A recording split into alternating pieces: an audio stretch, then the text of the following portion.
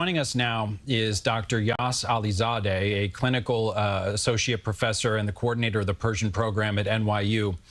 Professor, first of all, thank you so much for joining us this morning. And tell us a little bit more about your background, what you teach, and how it frames your perspective on what we all saw happen overnight.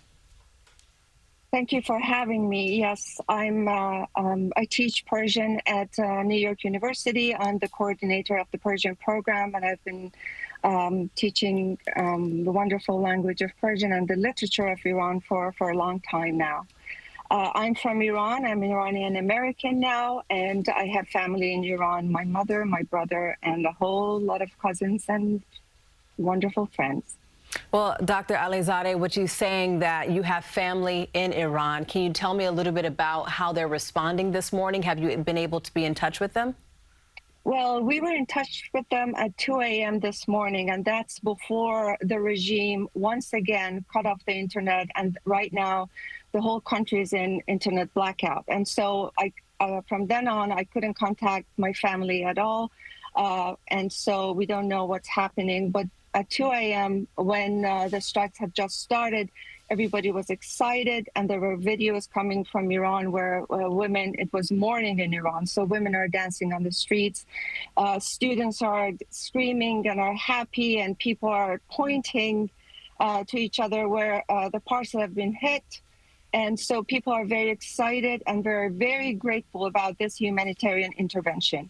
Well, I think that's a fascinating distinction that some of our viewers potentially may not yet recognize, that overnight the U.S. and Israeli joint military operations striking a country, and you're describing civilians in that country and part of that population celebrating military strikes in their country. So this will mean Iranian citizens potentially are in increased danger of being targeted in their country. But we've also seen the protests against the Islamic regime of Iran in recent months. How broadly will this be viewed by the Iranian people as potential strikes and warfare continue? Well, they don't really consider the war on Iranian people. This is a war on the regime, and the regime has taken Iranians hostage for over 47 years.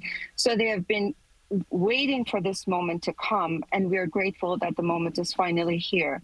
And it is President Trump that initiated this, and we are, when he said to the Iranian people who were protesting January 8th and 9th, when Prince Reza Pahlavi called a national protest in Iran, and they all poured on the streets in support of Reza Pahlavi and in support of their freedom and their dignity. And then there was a massacre, as you know, about 40,000 Iranians were killed on the streets, and so many hanged, so many killed on hospital beds. And so President Trump sent a tweet or Truth Social and said help is on its way, and people were excited about the help that would be coming. So they have been looking forward to this for about 50 days now, and it was about time that it happened, because this regime is a terrorist regime, and it's terrorizing its own people as well as other countries, the neighborhood and the West.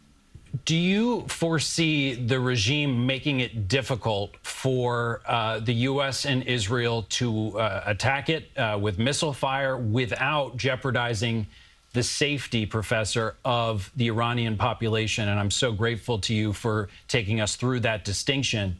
But will this regime sort of make it so that their locations are impossible to attack and get to without jeopardizing the civilian population? The regime might definitely do it. So both Prince Reza Pahlavi and President Trump have urged the people to stay in place and stay in their houses, and they are doing it. I hope while there is internet blackout, the regime, the first thing that it does, it makes sure that there's no connection between Iranian people.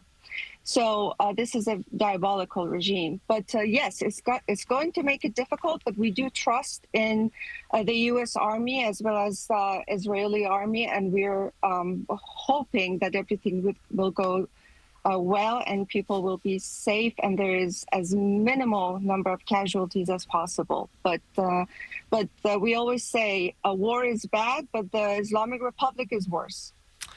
Well, thank you so much, Dr. Alizadeh. Thank you for taking the time to speak with us this morning. And we will continue to stay on top of this breaking news story as it continues to unfold. We'll bring you the latest developments right here on air and at cbsnewyork.com.